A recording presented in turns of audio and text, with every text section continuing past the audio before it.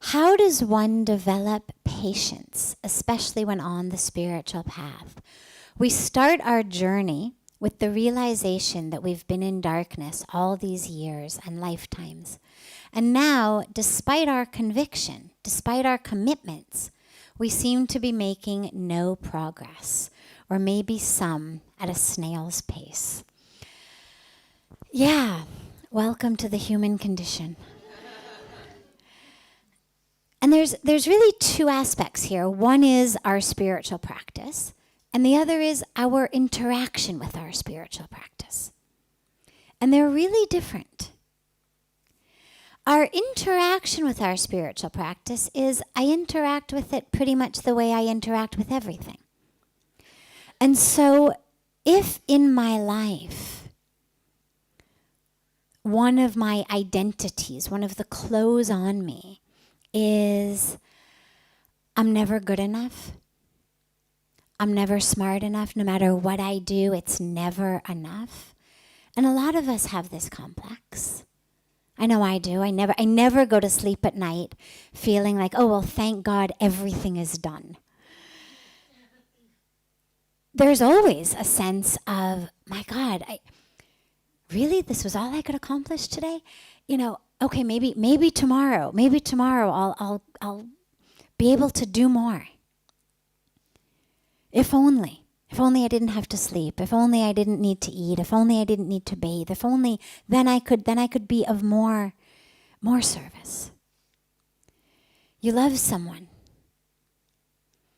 You want to give to them. There's always a sense. This is where, especially in India, but definitely not exclusively India, you eat at a table and whoever's feeding you, particularly if it's the mother, you're never allowed to be done. You know, I mean, it's chapati after chapati after chapati after chapati, and it doesn't matter how much you've eaten. It's never enough because it's an expression of love, and she's wanting to serve you. That's how so many people, women in particular, are trained on a very deep level. This is how we show love. We feed, and so the food becomes love. And because I love you, well, yeah, you better eat more chapatis because like this is my love. And so there's never enough. It doesn't matter how much you eat. I'm never going to feel like, oh, thank God. I'm always going to wish, oh, God, maybe I should have made that. He could have had a little more of this. He really liked that. There probably wasn't enough salt in this. So on some level, many of us live with a pretty pervasive sense of not being quite good enough, not quite enough, not quite able to do what we'd like to do as well as we'd like to do it, whether in quantity or in quality. And so, since that's how we interact with the world, our spiritual practice is part of our world. And so you embark on a spiritual path, and yeah, I'm not moving fast enough. It's not happening fast enough. And interestingly, if you've actually been graced and blessed with a very profound spiritual experience, you can't get back there. You can't get back there quickly enough. You can't make it last long enough. It dissipates too quickly. You want it to last longer, and then it's gone, and then it takes too long to get it back. And it doesn't matter whether the too long is 3 minutes or 3 years.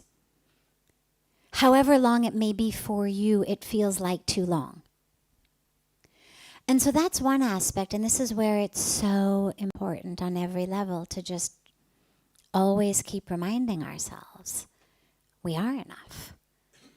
And whether it's in doing our work or feeding our loved ones or doing our spiritual practice, whatever it is, wherever it is, as long as we're sincere about it.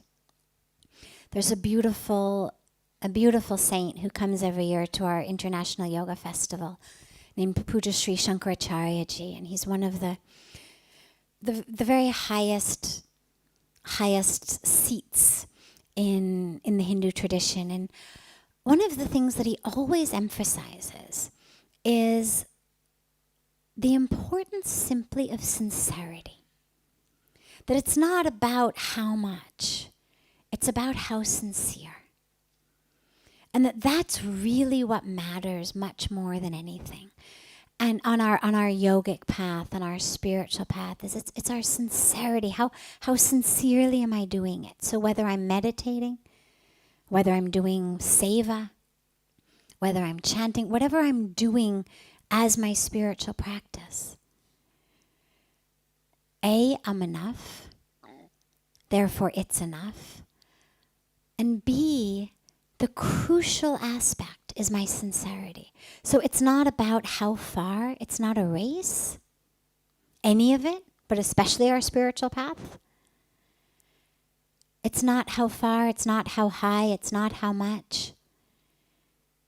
It's how sincere. How connected am I to what I'm doing? How fully am I present with what am I doing? How connected to the purpose of what I'm doing?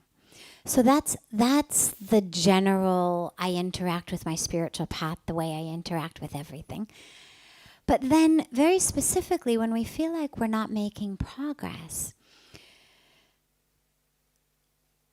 a lot of times this happens because the mind is the one.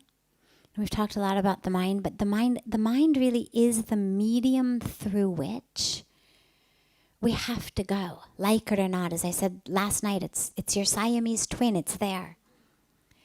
And so even if it's a state of expanded consciousness, a state of samadhi, I'm experiencing it through my mind.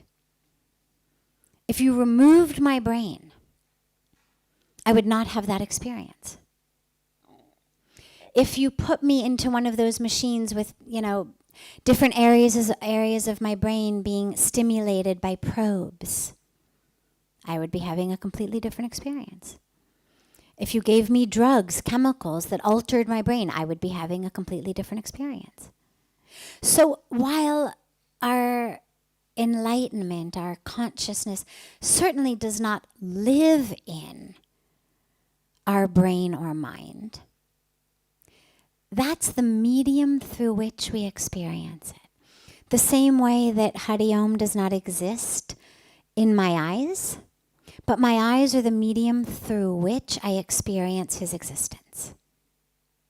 If I close my eyes, unless he speaks, I have no way of knowing he exists. Now, obviously, my eyes don't impact his existence, but they impact my ability to experience his existence. They impact my ability to interact with his existence. They impact his existence's ability to change me.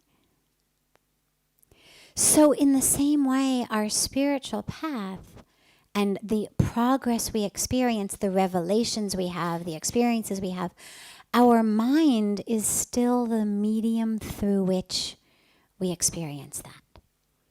And yet, the mind is the greatest obstacle.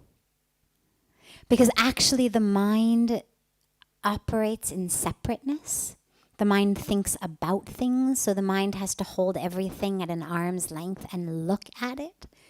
Whereas spirituality is about breaking the separation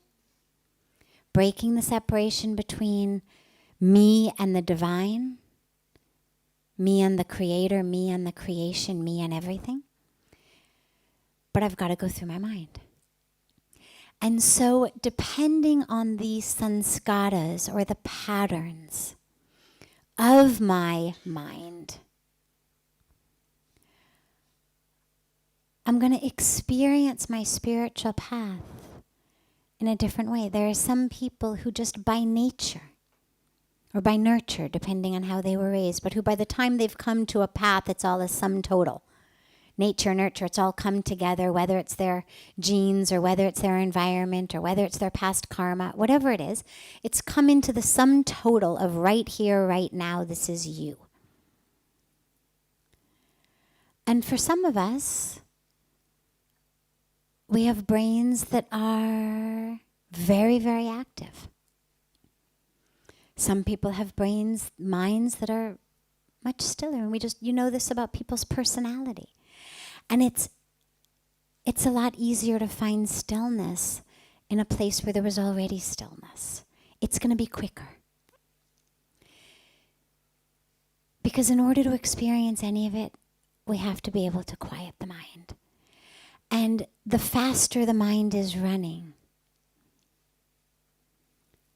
the more, I don't like the word effort because it implies this sort of strenuous perspiration, but the more attention, the more intention, the more sincerity we're going to have to put into bringing the mind still enough so that I can actually have an experience that is beyond my mind.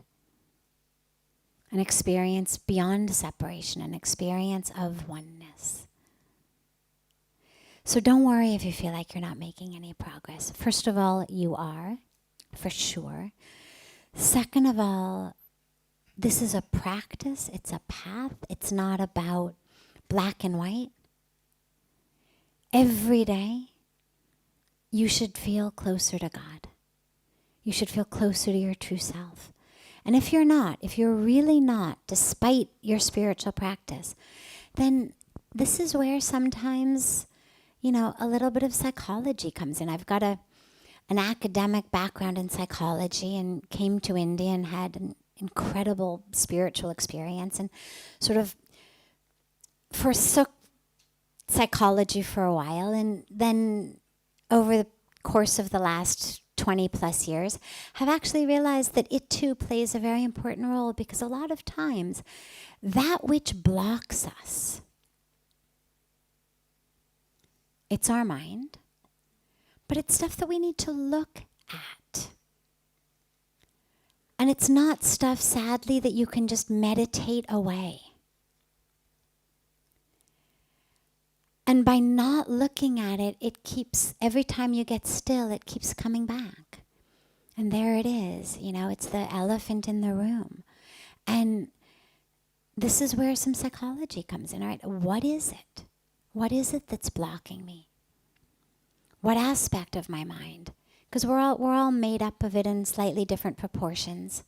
So there's anger, there's ego, there's jealousy, there's sense of not enoughness, there's fear, there's so many different aspects of the mind. There's the walls we build to protect ourselves that actually end up suffocating us. We all have different ways we move through the world. And knowing what your way is, being able to really look at it, helps you dismantle it.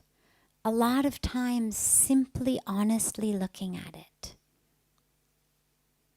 is enough to help it dissipate. And if not, there's all sorts of other practices, that you can go into. The practice for me that's been very, very, very powerful is a practice of ritual. Literally, giving it. Okay, God, you put it there, I'm giving it back to you, please. Thank you for it. It's taught me so much over these years. Thank you for it. It's gotten me here. But I don't need it anymore. Now it's blocking me. Can I give it back? Will you take it? And the answer is always yes. If you give it sincerely, the answer is always yes. And while you're here on the banks of Ganga, Ganga always takes it. That's what Ganga does. Ganga washes away. Typically people come to wash away past karma. Whether it's previous lifetimes, whether it's this lifetime. Whatever it is, just offer it to her. This is blocking me. This is preventing me from living in the light. These are the curtains on my window. I know the sun is shining. But these curtains are on my window. This dirt is on my window.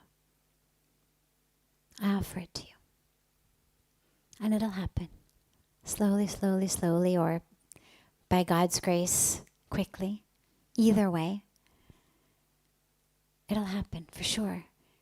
Because it is our true self. Just like when we were talking about Hariom in his bath, he could take off his clothes as slowly as he wants. But eventually he's going to get naked. Eventually he'll be ready for the bath. And so don't worry about how long it takes you to get them off. As long as you're moving in the right direction, you're going to get there.